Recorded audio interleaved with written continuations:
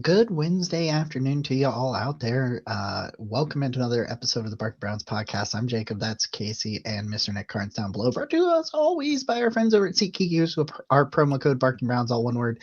Go watch James Harden in a Cavs uniform or something and get it. It's the. We don't want to go. We're not going down that road because me and Bill stumbled down that road during the draft show last night. So we're not going to do it again today. But yeah. So make sure you hit that subscribe and give us a thumbs up here. We appreciate you all very, very much. Gentlemen, how are we? Shout out to the exotic dancers in the Cleveland area. They just hit a lick with the beard coming to town. It's true. The NBA, man, is the gift that keeps on giving. And just a show announcement. This is our final Wednesday during the day show. We are going to be moving to our old time Sunday night at 8. Yeah, Sunday night at 8, a week from this Sunday. So not on Super Bowl Sunday. Yeah, there's something going on this Sunday. What? Yeah. Oh, yeah. Yeah, there's something that we all got to do this Sunday. Right. But I hope y'all are getting through this winter. Okay, Jacob and I were talking pre-show about just the brutality of this season, man. And so it's at least we've got Todd Monken and the press conferences and things to look forward to, things to be excited about, dare I say. I'll tell you what though, you see that I got this knockoff Stanley here with this big old handle. It's high. I paid $13 for this thing at Ollie's. $13. Okay. Ollie's, good stuff, cheap. Not sponsored. Should be, dude. We should be. I love Aldi. Aldi's is my thing. Not Aldi, Ollie's. Yeah, Ollies. Yeah. Yeah, with 2 L's. It's like a knockoff, like Mark Twain character. Is Buck Mr. Teats. Ollie. Yeah. And I've got a membership. Gets me discounts. I'm telling you, dude. Good stuff, cheap. It's no joke. All right, so we want to dive into Todd Monken. Todd Monken had his first press conference yesterday, introduced as the Browns head coach. He's made some staff moves. We're going to get through as many of those as we can today in the amount of time that we have. So we'll start off the top. I want to put a disclaimer because I know it's hopium season. I know it's optimism season when you get a new coach and he comes in and he talks. So we understand that pressers mean absolutely nothing, but it's all we have right now. So we're going to talk about what we liked, what we didn't like, what, the outlook, what does some people kind of gathered from what Andrew Barry said about free agency and some things like that. So we'll get into that. But I wanted to real quick say my favorite moment about Todd Monken's presser. And I think that's where we should all start, is our favorite parts of his presser, just because he's a different coach than Kevin. That's one thing that I think we need to say very clearly. Last week we saw the social media team put out the video of him arriving in Berea, right? And you could just hear him, and because he specifically said it, but you could just see the face, his body language, his facial expressions, that like, man, all he's ever wanted to do was be an NFL head coach. And he finally has this opportunity he'll be 60 tomorrow, his birthday. So almost happy birthday, coach.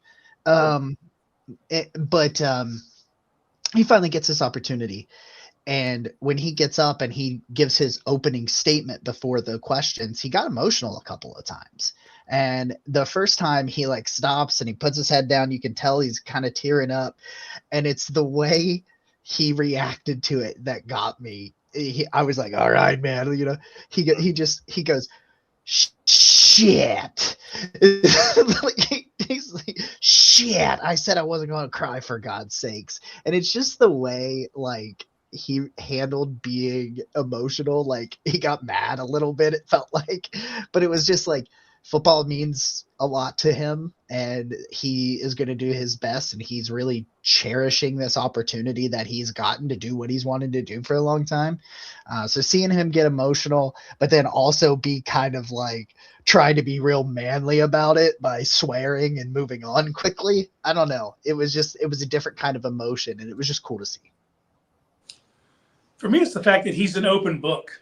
He's not keeping things in reserve. He just lets it all out. And I got to thank him first and foremost because next season, every one of my fantasy football league teams is going to be named the Purple Pounders. Because when he said he played for the Purple Pounders from Wheaton, Illinois, I was like, I am taking that for here on out. I am the Purple Pounders.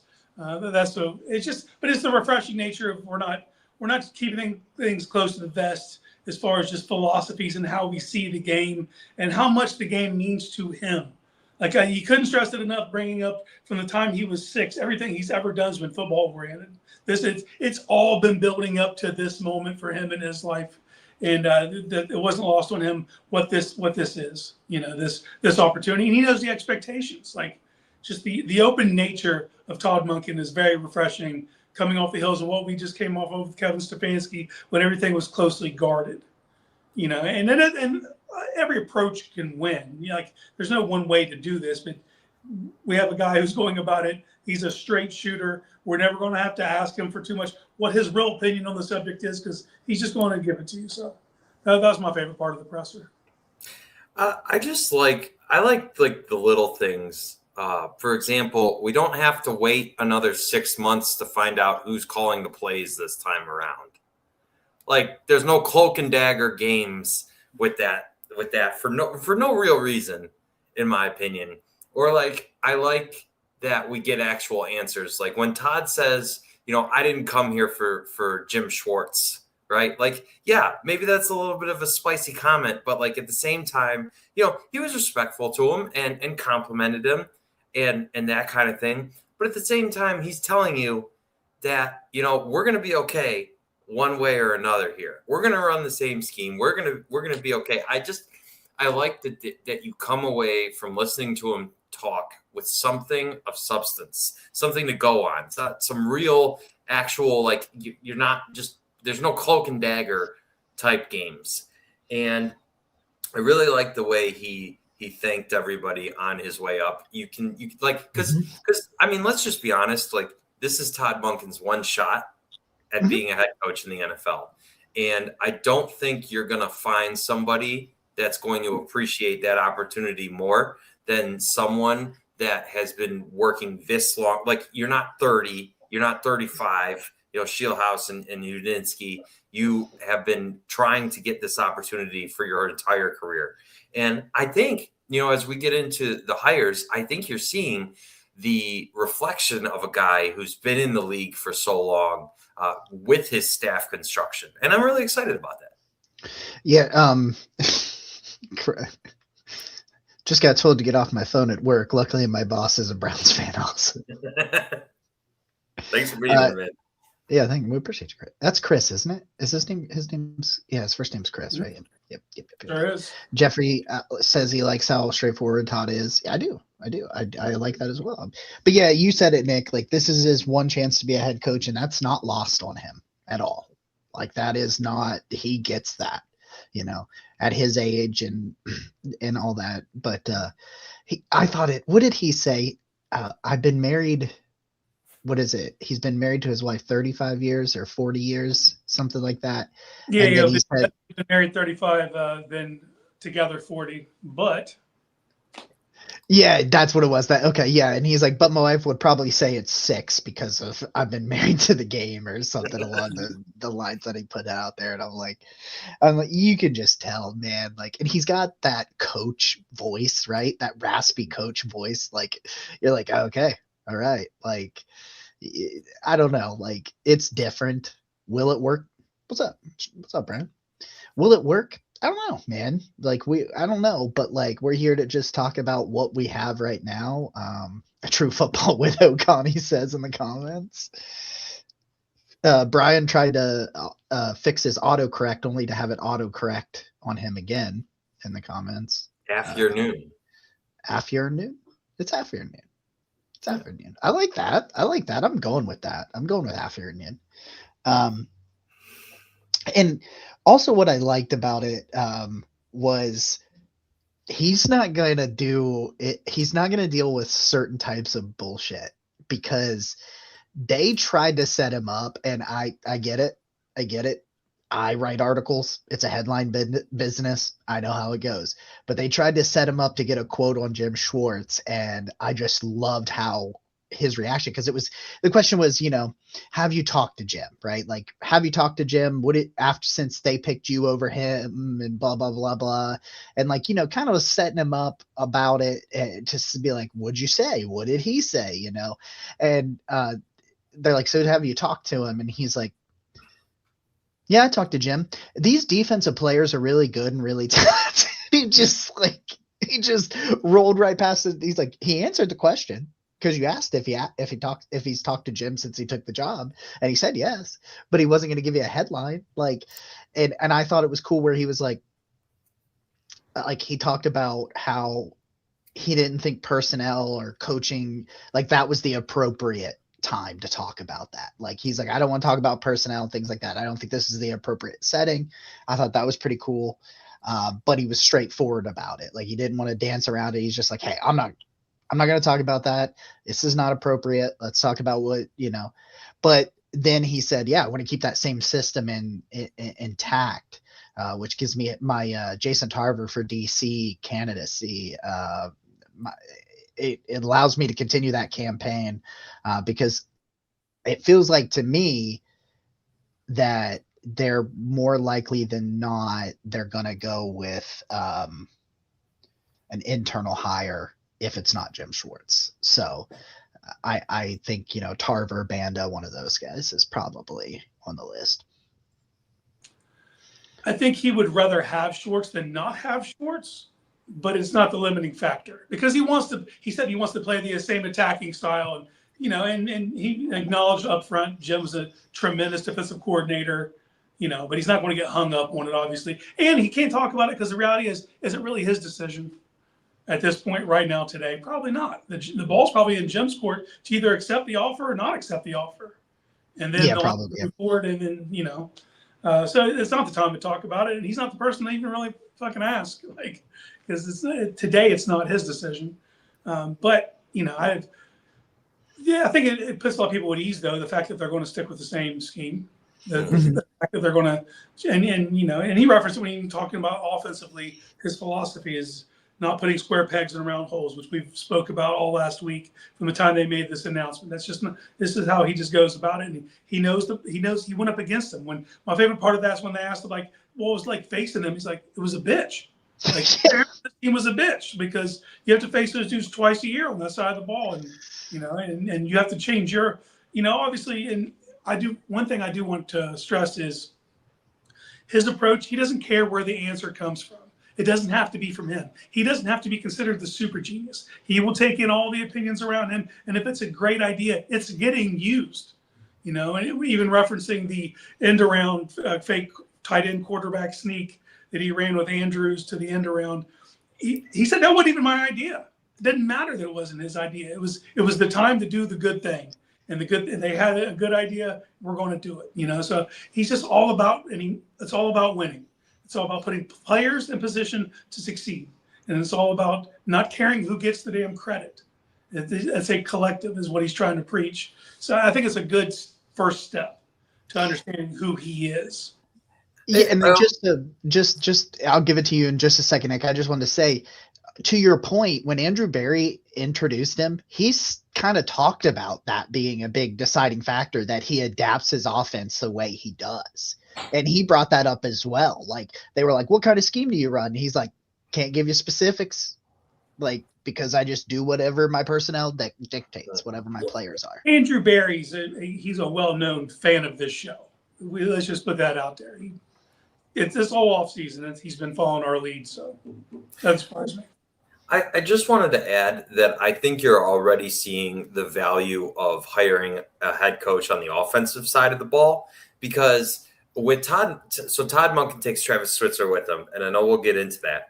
Mm-hmm. But we know that Harbaugh wanted Monken to be his OC, and maybe would have liked to get somebody from the Ravens staff, but Monken brings him over. So we see the Giants hire Matt Nagy, who has been running an offense that's just been struggling over there. You know what I'm saying? And it's like, when you say, Jacob, and you say, Casey, that, maybe they promote Jason Tarver. I feel fine about that, right?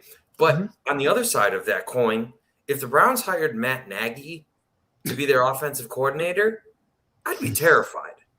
So I'm just saying, when you hire a guy on the offensive side of the ball, it seems like the pool of candidates to run your defense is so much larger than the pool of offensive candidates that you could potentially get. And I feel so much better knowing Monken's going to call the plays. This is going to be his offense. It's coming from him than I would if you go Jim Schwartz and you get, a Matt Nagy like hire to run the offense.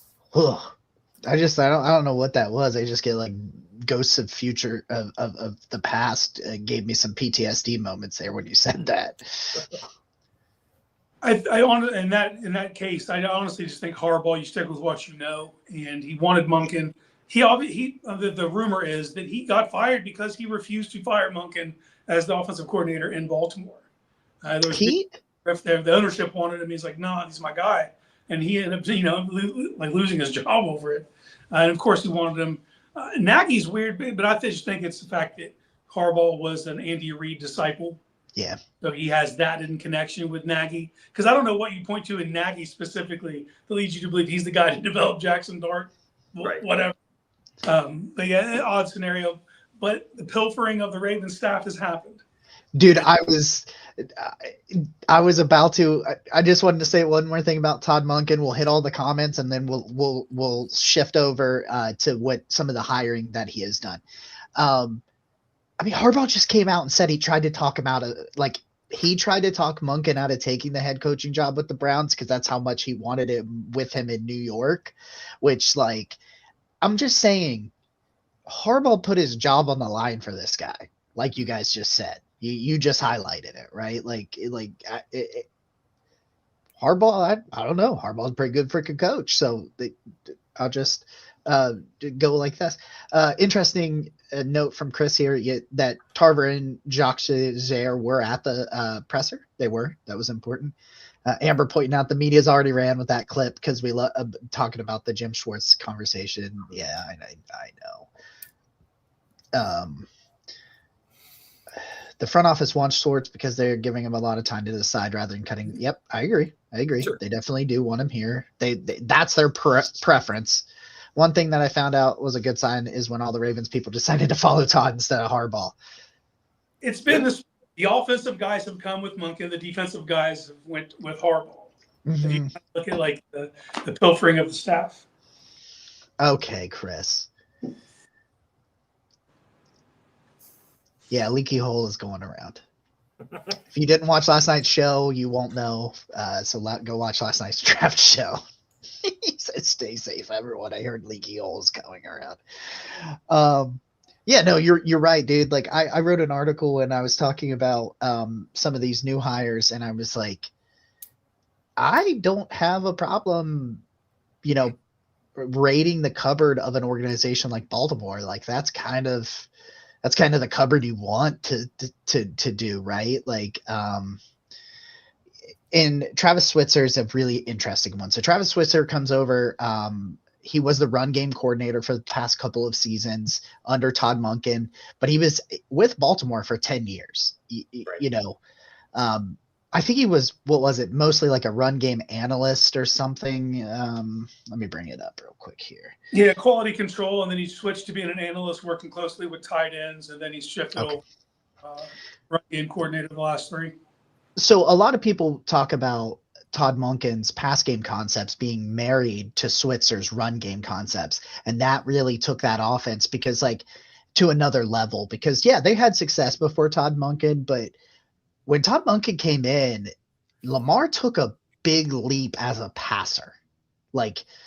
He was already that super dynamic, playmaker, especially with his feet. But we talked about, some of the concerns with him as a passer, and all of a sudden Monken comes in and takes him to a level that Greg Roman did not have him with. But you get Travis Switzer, who is really grown as a run game specialist, and you got Monken, who's always known for his pass game concepts, and now you're merging those two together in Cleveland, and man, that's got me excited. Yeah, for Switzer, it's just if you look at the increase year over year, they ran traditionally. Baltimore's a bully team. We're playing a lot of pin pull, but what you're seeing now is they still do those concepts, obviously, but they would increase the zone year over year. But it's it's a mix mash. It's not, you can't just point to what Switzer was dialing up and they run this. It's a broader concept, and obviously they had Lamar Jackson, so there was more quarterback runs involved in their running game than will be in Cleveland because there's one Lamar Jackson. You know what I mean? Yeah. Like, you can't just like, oh, we're gonna make him do that guy, Shador do those kind of things, or whoever. That's not the move. But as far as the concepts of mixing the zone with the pin and pull, with the duo stuff, so it's a very modern running game. Switzer's been pretty tip of the spear about advancing Baltimore out of the dark ages in their running game. And then you get Derrick Henry. You can't be mad. Yeah. Have running those things, but you look at what Quinshawn could be, and you start to see what the picture of what Switzer's going to be dialing up. It like, if you're a fan of like vertical pass game, but also old school power football and variety, like you said, it's a good hire, man. Like I'm very interested to see how this works. Nick, you put out a short the other day. You're like, who benefits most from Todd Monken, Harold Fannin or Quinshawn Judkins? To which I respond, yes. Yeah. I cannot believe you said that at the exact same time I did, Casey. But you sent me that. You sent me that short, Nick, which posted I think on Monday.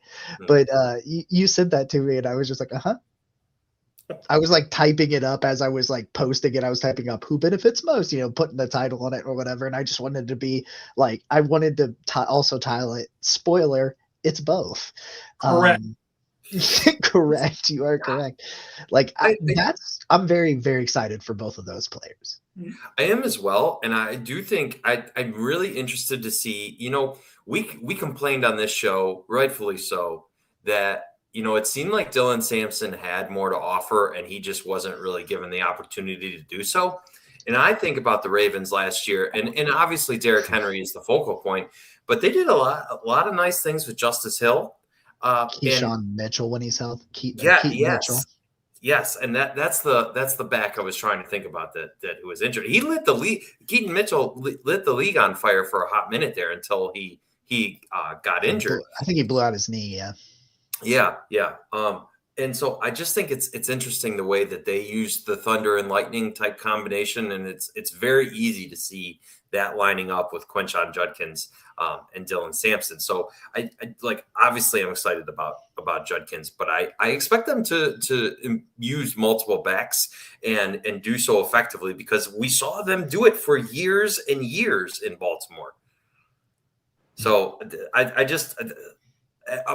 you know what? I actually need to pull up a stat because our friend fantasy analyst Ian Hartitz pointed out let me find it here real quick. Oh, I did want to talk about this one too. So you go ahead and look that up, Nick, and I'll talk about this guy real quick and we'll get back to you.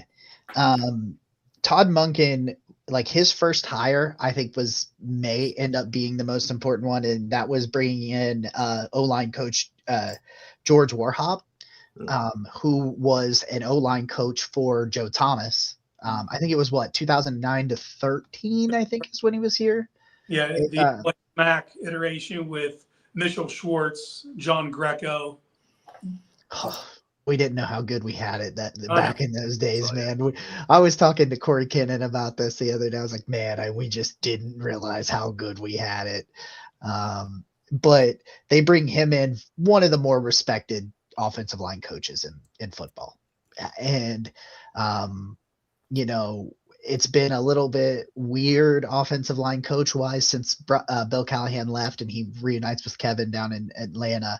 But I do think that hire also is something to talk about because, he's been doing this a really long time, just like Bill Callahan. And immediately Joe Thomas couldn't get to social media to pump this guy up fast enough when Todd Monken brought him over as his first hire. So George Warhop, I think the offensive line coach that he hired, I think that is All we need now is an offensive line, Connie says. Yeah, well, but But that's why you go get an experienced guy like that, because he's going to be able to mold. First off the top, elite offensive line coach name, George Warhawk. Like that's, you know what I mean? Like he was born for this. Obviously, a veteran, been coaching offensive line as long as Monken's been coaching. He's been doing this. Like you said, his stop here was 13 years ago when it ended. He's been doing great since he left here as well. But did you really have to tell me that 13 years ago, 2013 was 13 years ago? You really had to do that? Yeah, I did. Hey, so, man. you know, I'm not a math guy, but every now and again it works in my brain.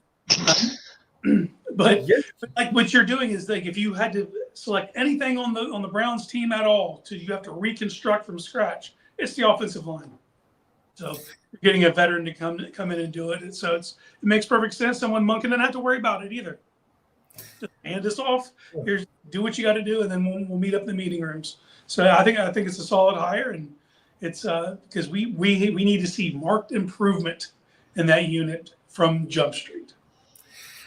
You know what? I understand that Todd Monken's never been a head coach in the NFL, so it's his first go around. But I think you're seeing the value of him when you say, okay, you know, Switzer's been with the Ravens for 10 years and Warhop's been doing this for forever. And it's like these guys you're hiring to be on your staff are the furthest thing from inexperience that you could get. And that really has me feeling highly encouraged. And I just wanted to add, Ian shared Ravens tight ends caught 38 touchdowns with Todd Monken leading the offense from 2023 to 2025. Next closest had just 29. So you're looking at a guy who ran an offense that funneled touchdowns to tight ends more than any other offense in the league.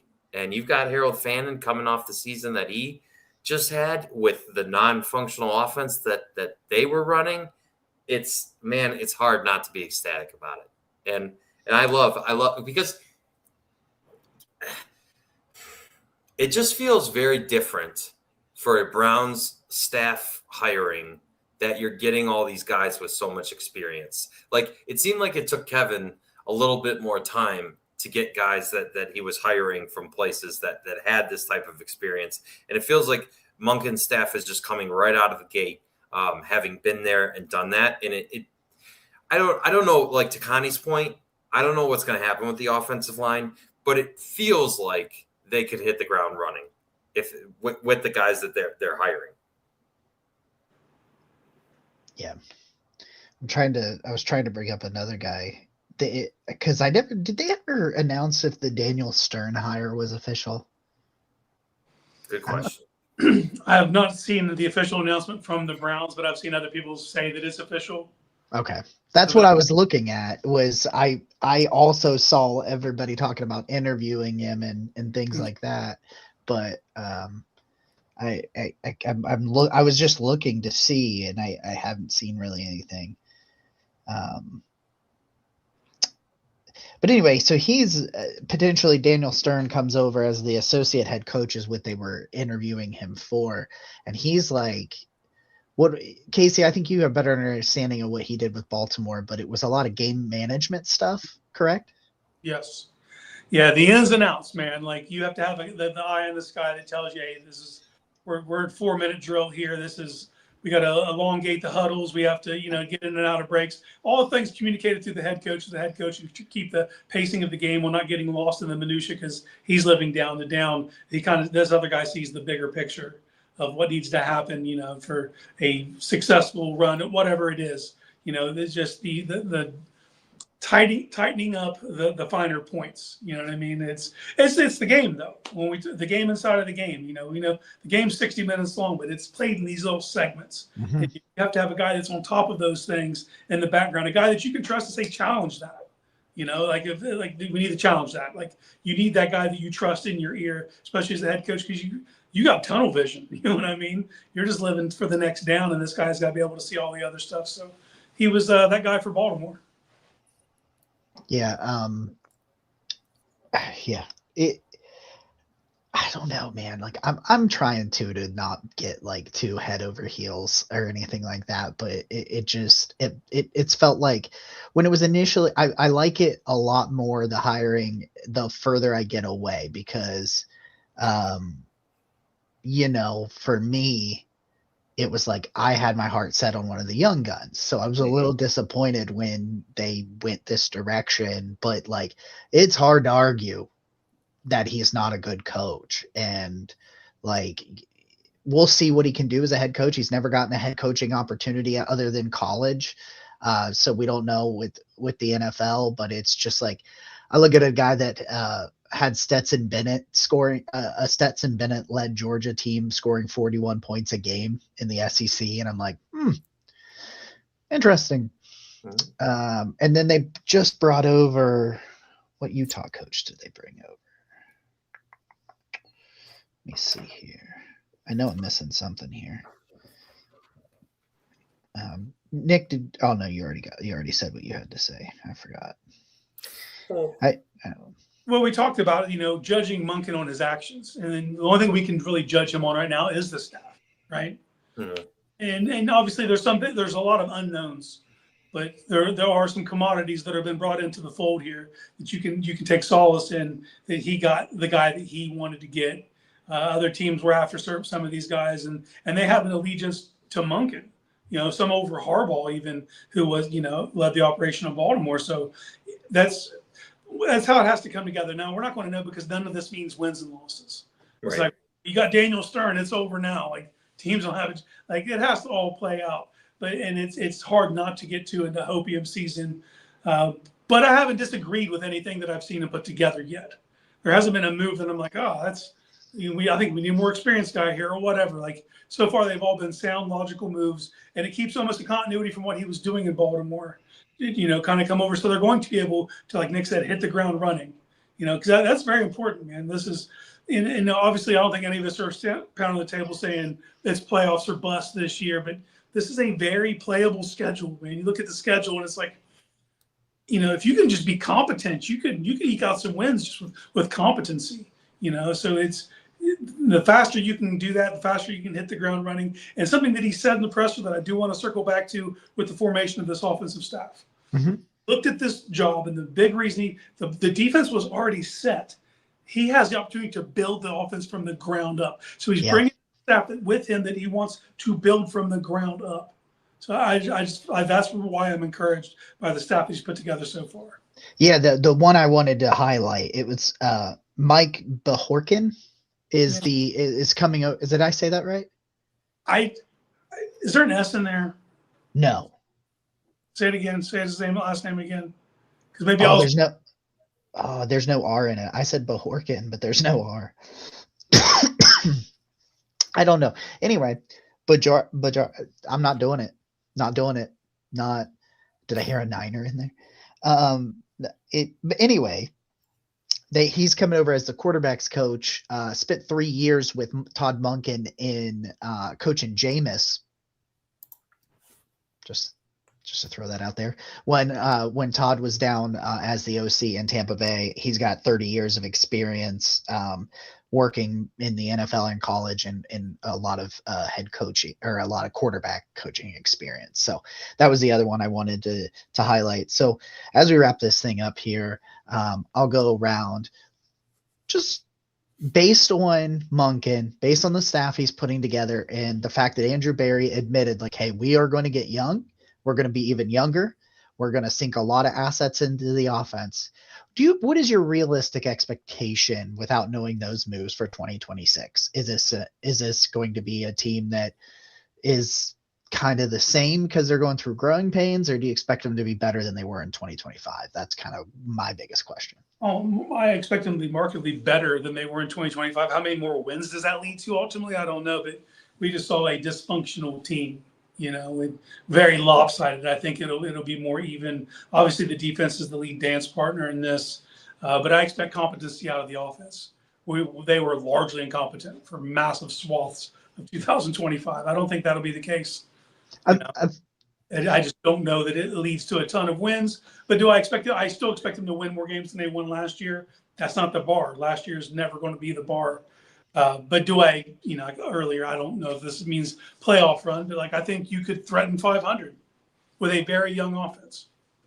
Yeah, I think that I was going to say, I think it would look more competent. I think those was what I wanted to use. Nick, what do you think? You know what? I think there's going to be a more unified direction because it's clear that the Kevin Stefanski pick was Dylan Gabriel, and then the not Kevin Stefanski pick was Shedeur Sanders. At least that's how I look at it, and it never made any sense. Like I could see drafting a quarterback in the first round, and then you draft a quarterback in like the fifth round. Similar to like a RG3 Kirk Cousins type situation. But when you're drafting a quarterback in the third round and then you're drafting a quarterback in the fifth round, it just doesn't make a whole lot of sense to me. And I think with maybe a little bit more hindsight, it seemed like Kevin and Andrew started to be less and less on the same page. Feels like Monken and Barry could be more so on with the unified, because you waste so much time and resources when you do something like that. So that's what I'm feeling. I'm feeling like Andrew Barry sounded like he is full speed ahead in this, and obviously Monken is, and so that's what I'm thinking. It's just unifying your direction is going to lead to a lot more positive results. So no, I'm not going to sit here and say AFC North title or playoffs, but I'm looking for solid steps forward, and I think they will make that. All right. That's it, guys. We appreciate you so much. We will make sure you subscribe to the channel, give us a thumbs up. Nick, get us out of here. I'll tell you what. So don't forget, not next Sunday, not this Sunday because of Super Bowl, but next Sunday, 8 o'clock. That's when you're going to get the Barking Browns basically from now until football starts again. Yeah. Right. That sounds about right. We thank you and love you because the views are going up. The subscribers are going up. All of it's going up, and we couldn't be more appreciative of that. So with that being said, this has been a Todd Monken review, a positive outlook of the Barking Browns show. And Nick, he's Jacob. That's Casey. Go Browns. Oh no, where's my mouse? Yeah.